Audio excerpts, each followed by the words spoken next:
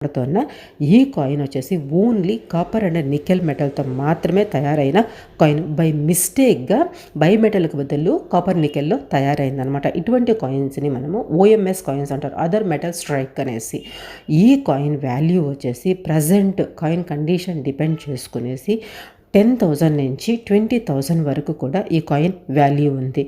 ఈ కాయిన్స్ కానివ్వండి, నోట్స్ కానివ్వండి, వాటి వాల్యూస్ వచ్చేసి డిపెండింగ్ ఆన్ కాయిన్ కండిషన్, అదేవిధంగా డిమాండ్, తర్వాత అమ్మేవాళ్ళు కొనేవాళ్ళు వీటన్నిటినీ బేస్ చేసుకొని కొంచెం ఎక్కొచ్చు తగ్గొచ్చు. ఓకే, ఇప్పుడు నేను చెప్పిన వాల్యూ వచ్చేసి ప్రజెంట్ మార్కెట్లో నడుస్తున్న వాల్యూ.